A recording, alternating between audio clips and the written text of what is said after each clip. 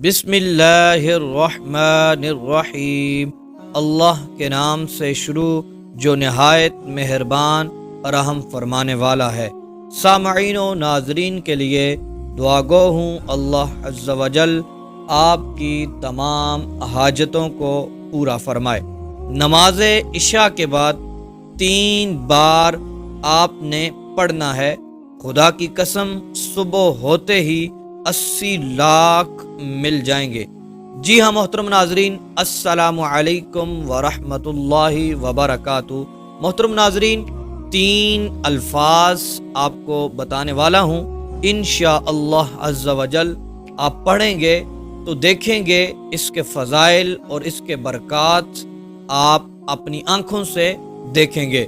जी हाँ मोहतरम नाजरीन, ये इतने कमाल के और सिफाती ये नाम हैं। आपको कोई मसला, कोई परेशानी, आपको पैसों की ज़रूरत है, जितने भी पैसों की ज़रूरत होगी आपने ये नमाज इशा के बाद पढ़ लेना है। मोहतरम नाजरीन, बाज़ औक़ात ऐसा होता है कि हमारे जो वज़ाइफ़ हैं वो असर कर जाते हैं और बाज़ औक़ात ऐसा होता है नहीं करते। इसमें एक वक्त की भी बहुत ज़्यादा अहमियत होती है। किस वक्त के अंदर हम ये वज़ाइफ़ कर रहे हैं और किस वक्त में नहीं कर रहे। और बहुत सारे ऐसे वक्त होते हैं जैसे असर के बाद का वक्त, तहज्जुद का वक्त। इन वक्तों के अंदर दुआ की कबूलियत का वक्त होता है। इसी तरह इशा के बाद भी आप ये वजीफ़ा पढ़ेंगे, ये भी वक्त कबूलियत का वक्त है।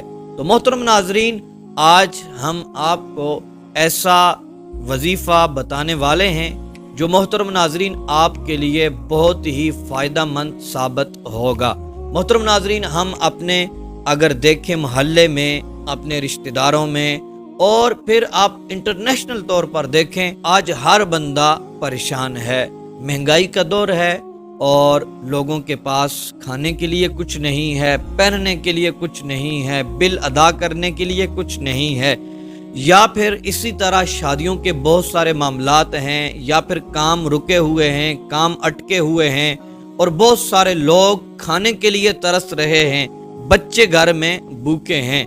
तो मोहतरम नाजरीन, इतने सारे मसाइल हैं।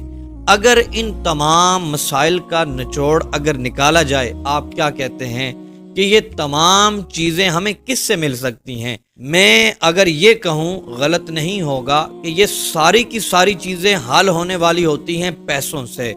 और पैसे अगर होंगे तो मोहतरम नाजरीन हमारे काम भी होते चले जाएंगे, हमारे अखराजात भी पूरे होते चले जाएंगे, रिश्तेदार भी हमसे खुश होंगे। और आज वैसे भी कहते हैं कि पैसे जिसके पास हैं इज्जत उसी ही की है। तो पहले ज़माने में ऐसा नहीं होता था, लेकिन आज के वक्त में पैसे की इतनी कदर है, इतनी कदर व कीमत है कि जिस शख्स के पास पैसा है उस शख्स को हर बंदा इज्जत दे रहा है। तो मोहतरम नाजरीन, पैसे के पीछे सारे लोग भाग रहे हैं, लेकिन ये हम नहीं देखते कि वो रब्बे ज़ुल जलाल ने रिज़्क़ का वादा किया हुआ है। वो रब्बे ज़ुल जलाल जो पत्थरों में कीड़ों को भी रिज़्क़ अता फरमाता है, उसने ये फरमाया कि रिज़्क़ मैं दूंगा, वो रिज़्क़ को नहीं रोकता। हमें रब्बे ज़ुल जलाल से मांगना चाहिए, हमें रब्बे ज़ुल जलाल की बारगाह में तौबा और इस्तिग़फ़ार करना चाहिए। फिर देखिएगा जो लोग पंजगाना नमाज पढ़ते हैं, इस्तिग़फ़ार करते हैं, गुनाहों की मुआफ़ी मांगते हैं, उनके रिज़्क़ में कितनी बरकतें होती हैं, उनके मसाइल हल हो रहे होते हैं और उनके मसाइल तो ख़त्म हो जाते हैं। उसकी वजह यह है कि नमाज की बरकत की वजह से और तौबा और इस्तिग़फ़ार की वजह से, गुनाहों की मुआफ़ी की वजह से। और ये गुनाह भी बाज़ औक़ात बरकत में रुकावट बन जाते हैं, नहूसत फैल जाती है, लड़ाइयाँ झगड़े शुरू हो जाते हैं, घरों के अंदर मसाइल बन जाते हैं। और फिर हम ये सोचते हैं हो सकता है नज़र बद का इशारा है, या फिर किसी ने जादू कर रखा है, या किसी की नज़र खा गई है। तो ऐसी कोई बात भी नहीं है।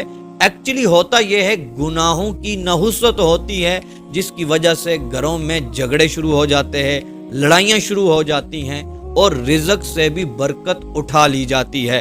तो मोहतरम दोस्तों, हमें نماز پنجگانہ پڑھنی ہے اور پھر توبہ اور استغفار بھی کرنی ہے، گناہوں سے معافی بھی مانگنی ہے، پھر ہم نے یہ وظائف پڑھ کے اللہ تبارک و تعالی کی بارگاہ میں دعا کرنی ہے۔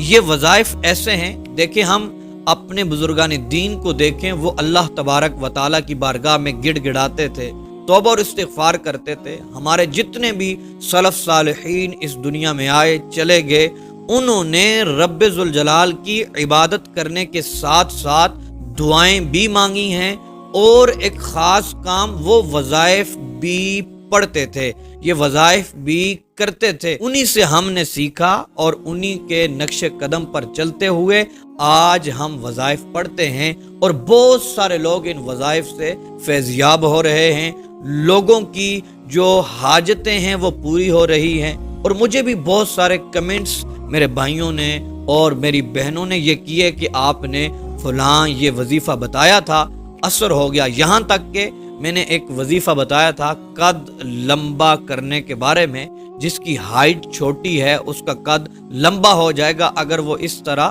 وظیفہ کرے گا۔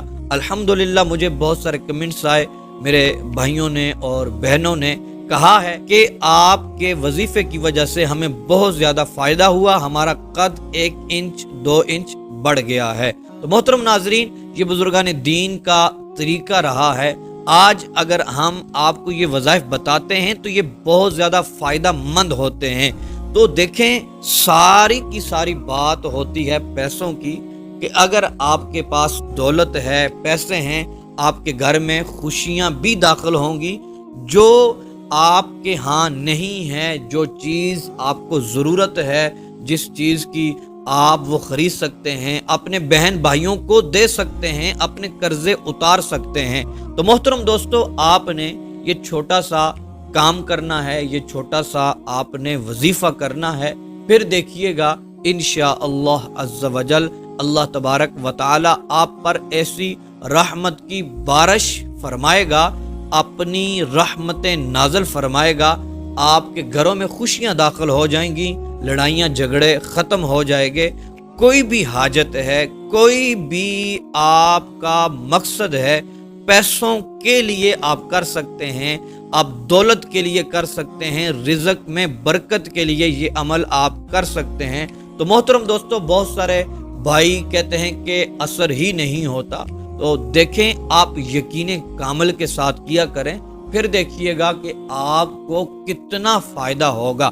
یقین کامل ایک بہت بڑی چیز ہے، بہت ہی بڑی چیز ہے، اس کی بہت اہمیت ہے۔ جب ہم ڈگمگا رہے ہوتے ہیں، کبھی ادھر کبھی ادھر، تو پھر اثر کرنا چھوڑ دیتے ہیں وظائف۔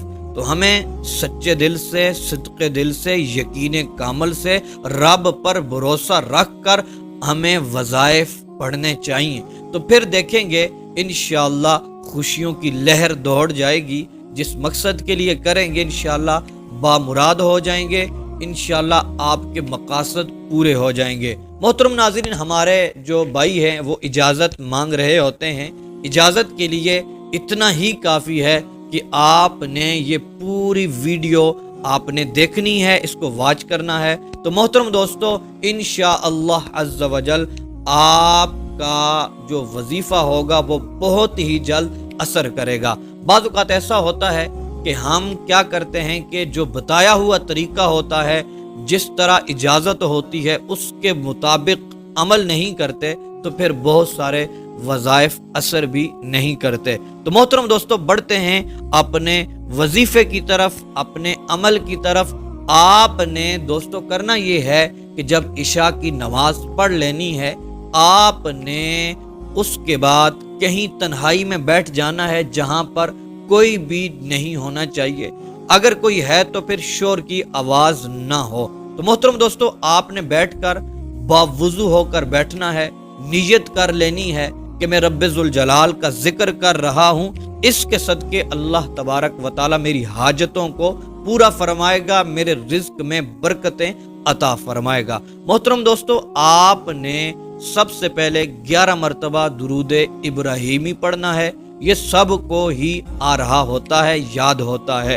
درود ابراہیمی پڑھنے کے بعد ایک تسبیح آپ نے یا فتاح फत्ताहु اس کی پڑھنی ہے، پھر ایک تسبیح یا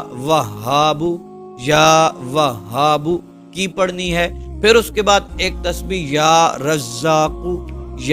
رزاقو اس کی پڑھنی ہے، پھر 11 مرتبہ آپ نے درود ابراہیمی پڑھ لینا ہے۔ تو محترم دوستو، آپ جب یہ 3 تسبیحات پڑھ لیں گے، اس کے بعد آپ نے اپنے لیے دعا کرنی ہے، صدق دل سے اللہ تبارک و تعالی کی بارگاہ میں ان ناموں کی برکت سے دعا کرنی ہے۔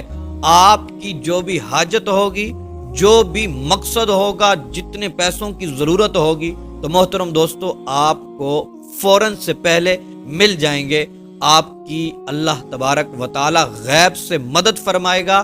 اور محترم دوستو، یقین کامل شرط اول ہے، پنجگانہ نماز شرط ہے، اور پھر گناہوں کی معافی بھی شرط ہے، توبہ اور استغفار بھی شرط ہے۔